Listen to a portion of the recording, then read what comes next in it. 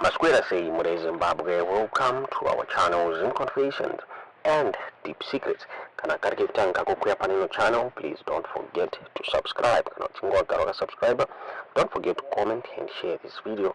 Nas Mure Zimbabwe tavigira inya burita na the exiled former cabinet minister Yapihwa NaKasukuwere ababuda vachi Tower Evil vachiri the 2030 Yapihwa move is a dead one. Chinzi it is not going to happen. NaKasukuwere wakataura vachiti the worst mistake a country can have is to give power to a corrupt individual. Since akapiwa power, you always find ways to remain in power. Yakabuditswa it is a W News achitara vachiti exiled former cabinet minister Yapihwa NaKasukuwere President Yapihwa Mnangagwa's sworn enemy number 1 says the 2030 Yapihwa move is a dead one. Wishful thinking that will not materialize. NaKasukuwere says the worst mistake a country can have is to give power to a corrupt individual, as he will always find ways to remain in power. The worst mistake any people can do is to give power to a corrupt and wicked man, because you won't remove him.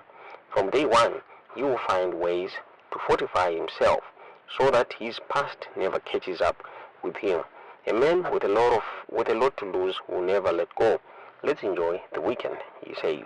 Asked by one of his ex-followers if his statement is as good as surrendering to Mnangagwa, NaKasukuwere said his plan is only a daydream which will never materialize. Trevor Dollar asked, in short, Mukomo wangu murikuti zvaendwa here? He will have his extension. NaKasukuwere responded, no ways, it is not going to happen. NaKasukuwere's sentiments comes at the time the ZANU-PF annual People's Conference is currently underway in Bulawayo and is set to be officially opened today. Apparently, some of the songs being sang at the conference include the one that says 2030 Mucharamba Mchidonga, loosely translated, you will still be the president of Zimbabwe in 2030. Sikazia kitimina seinyai tuzezo murufunga mu comment section parizo tulongodi mungo sana mchinjo NaKasukuwere vachitaura about ma ways Mnangagwa ekuriga wano ekuriga kwa vakaita since probably you play around with the constitution kutarambari pona 2030 mwamadzo murufunga mu comment section. The political process is underway. What we are seeing is a process which is now coming 100% round. It's been like this for a very long time, but maybe it was not as much pronounced as it is now becoming. What am I talking about? I'm talking about the Mnangagwa desire for power within the party, and which is now getting now to the head. So you would have seen that over the years, the factions emerged within the party. Mugabe was always under attack, under pressure from forces you would not be able to see. These forces then built a huge capital, call it a war chest. They were also able to try and marshal, using state resources, a lot of people to support them over a period of time. And like Dumi said, by 2008, when our politics went terribly south, with the emergence of the MDCs and so forth, but also within the party, there were dynamics that led to the weakening of ZANU-PF. And eventually, the emergence and the role of the army thereafter to keep the party afloat, and which is what brings us to where we are. We also don't forget the events of 2017, how all that played out, the script that was playing out, leading to the ascendance of power to power of Yapihwa Mnangagwa. Secondly, we've talked about, and I've read a couple of our colleagues write about the Constitution, the National Constitution. Yes, these are the legal arguments one can make. But the reality of the matter is there is nothing constitutional that is being done. There is nothing constitutional that has been respected. There is a constitution, yes. It is used when it's necessary. It is discarded when people feel otherwise. Those who are holding the levers of power today decide at what point do they flag the constitution and at what point do they subvert it. The appointment of Malawa for the second term or third term, as apart from the fact that he was now over the period of retirement, and also because he should not have benefited from that constitutional change, he still went on to become the Chief Justice. The Constitution says, yes, the president cannot benefit from the third term. And then you wonder, those making the noises within the party, how do they hope to achieve that objective? You can actually tell that we have a problem here that we have to keep our eyes open on. It is the division, the rush for power, which did not start now. This adrenaline rush, this desire for power by ED and company has been with us for quite a long time. I think I need not take words out of what my dear brother Dumi has said, and also jealous. But the strategy that is now bringing us to this point has been the core strategy over the years. Unfortunately, the team has now divided itself. They have now got to a stage where they're asking ourselves, but where are we going?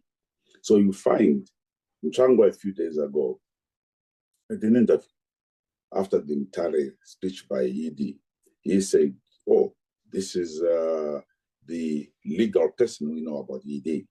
He is now making sure that the constitution of the country and the party is respected, and that he is just serving his last term. But the truth of the matter is that even before then, there was a constitution, the same constitution of the ZANU-PF, but that constitution was mutilated at every turn. Before a Congress, before a major political event, that constitution was mutilated. And the constitution we have today is not the same constitution that was there after the Unity Accord.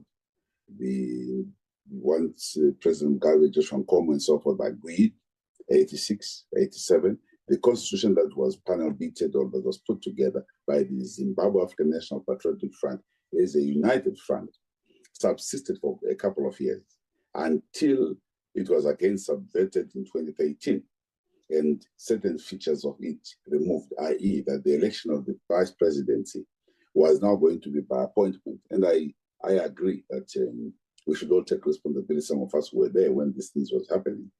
But the processes which entailed how leaders were chosen within the party were subverted. Who was the Secretary for Legal Affairs? It was just truly Yapihwa Mnangagwa. And he made sure that the Constitution was at every turn, modeled to achieve certain objectives that necessarily would give him the top position within the party. So the Zobo Constitution within ZANU-PF entailed that the vice president, the president, they had to have 5 provinces plus for them to achieve that position. That happened. The vice presidents, Mayam Juru, the vice presidents, John Nkomo, Sika, Ramzenda, and so forth, who came into that office, were using that very same constitution, albeit changes, i.e. to bring in on board as well the women, the folk. And then within, there were some interesting dynamics in ZANU-PF that at some point, when Mnangagwa was Secretary for Administration and Chinamasa was Legal Affairs, they changed the constitution to enable only provincial members to decide who becomes the president and the vice president and so forth, and national chairman. When we analyzed that process back and at the party as a Politburo, we then realized that even the Politburo members were not going to be involved in the election process of the president. So you're going to see there's a PB member and there's a central committee member, but you are kept out of the electoral process to choose the president of the party. And we found that quite funny. And yet this was not the constitution. So this constitution, when people talk of the constitution, I know they really mean a lot. And the constitution is a sacred document. It is a binding document, one at the national level and at an organizational level. But the challenge is always do people stick by it? The same constitution was flagged in 2017 during the coup to say we are following the constitution. There are criminals around the president. We have to restore a rule of law in the country. But far from it, it was just being flagged for other purposes to clear the path for certain characters to become the leadership of the country. So we are here, colleagues. This is an imperfect situation. This is an imperfect political structure that we're dealing with. Until and unless at one stage we have a constitution, one at the party level and at the national level, that is sacrosanct.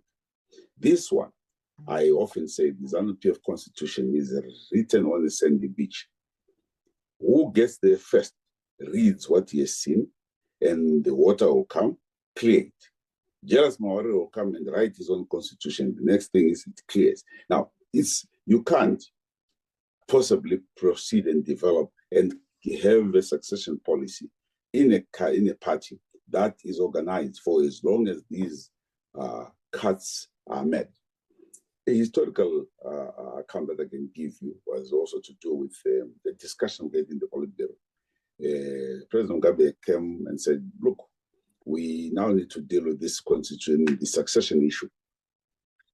There had been the Mnangagwa Chinamasa component that had tried to source and go around the province and find out how people want Vice President Zenda to be replaced, and that how President Mugabe be replaced. Obviously, that was done outside the party structures. Then President Mugabe brought it to Politburo and said, look, we now need to work on a succession policy. After a discussion, very spirited discussion, led by then Ramjuru and others, everybody was in agreement. And the resolution was that, okay, let's form a 4 or 5 member committee to study how the other liberation movements have handled their succession.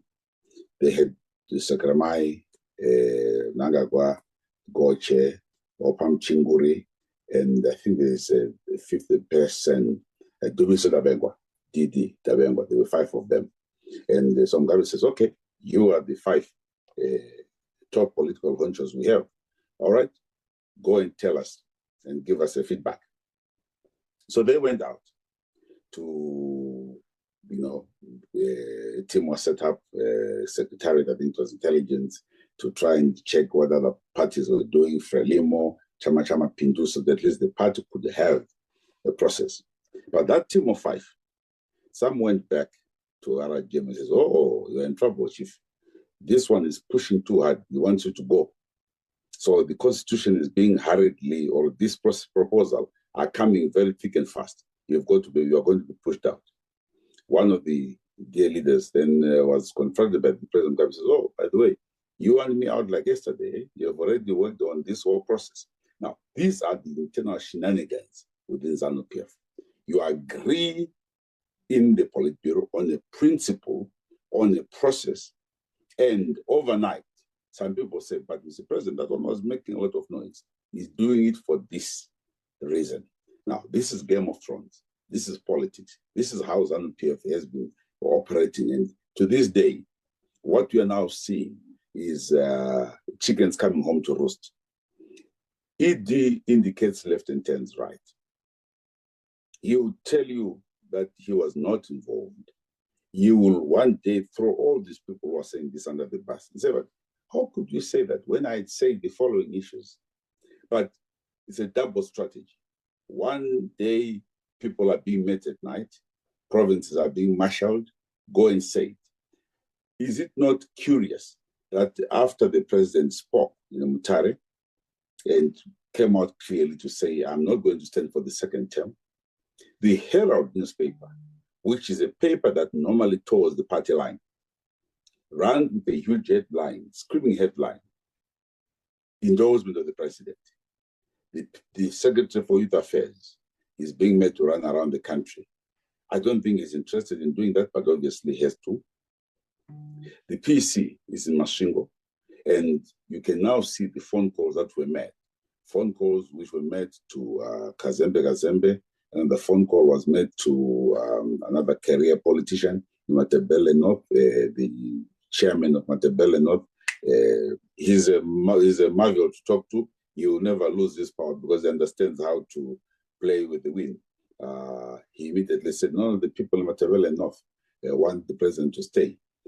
So those 3 or 4 chairpersons, you can see now how they're being marshaled. Marshal like this must be holding a rally this week or a demonstration to say the president must not go. Very curious. But at the same time, Mnangagwa has made a statement. He's head of the secretariat within his department, young man, came out a few days ago and said, no, the party position is clear. The president is stepping down. Now, the Herald is saying one thing. The party mouthpiece or the party information czar is saying something else. This shows you now that we have a challenge that we're having to deal with. But for me, it's not new. This is the dynamics of politics within that political party. Third, you ask yourself, but why is this debate so important at this hour?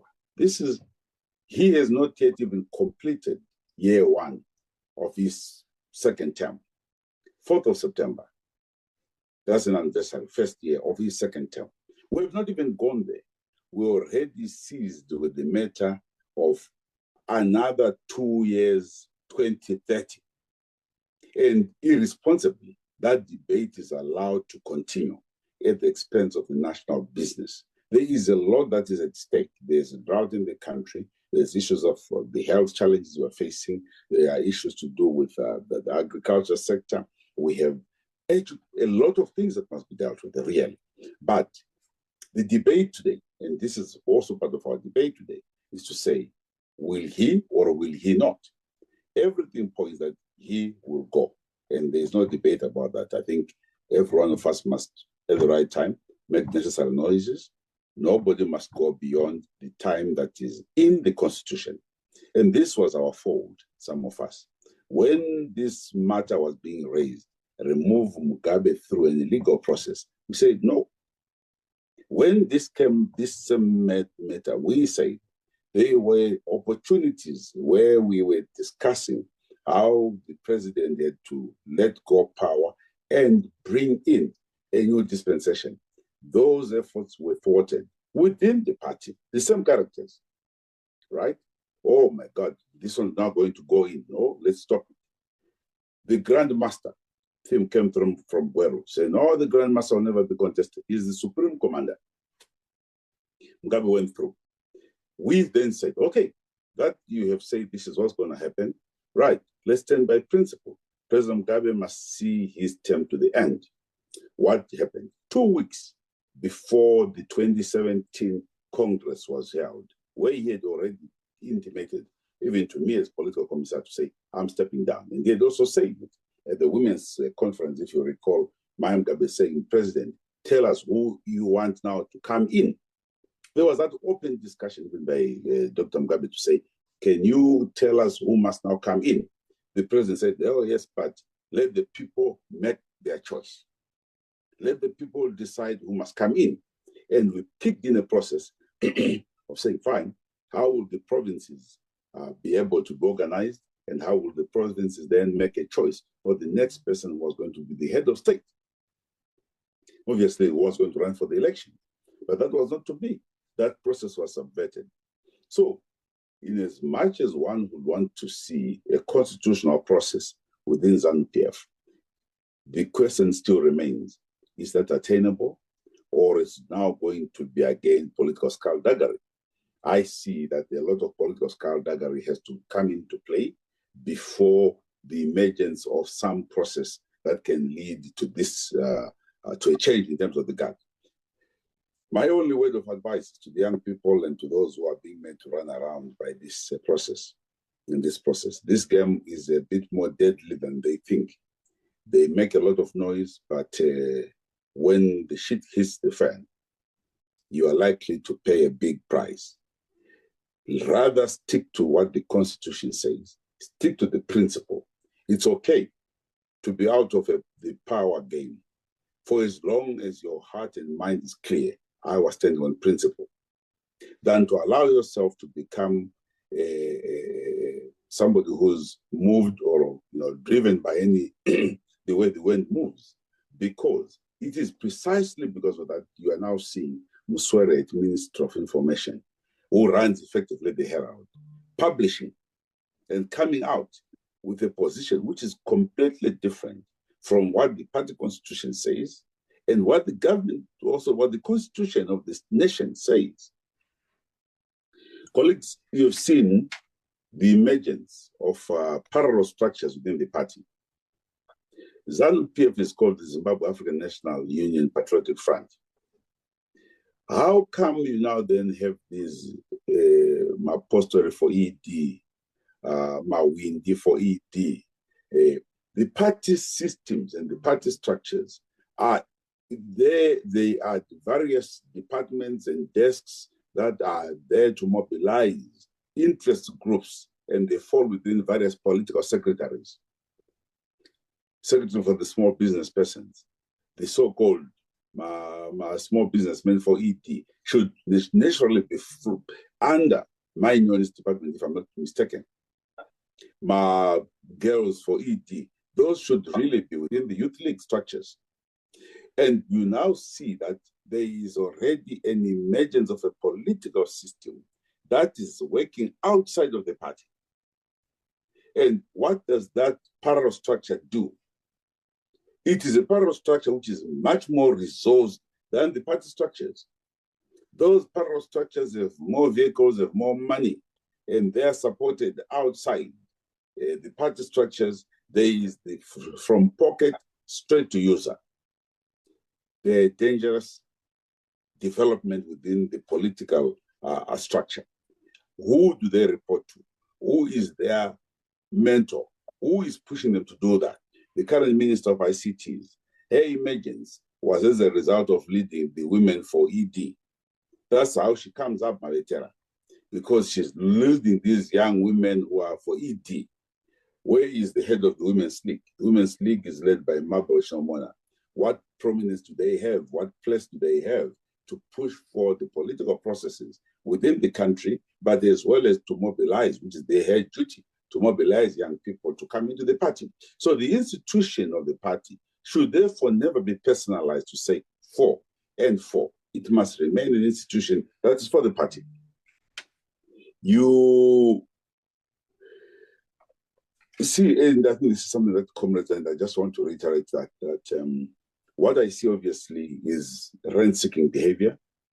This politics of our country has become a money-making exercise.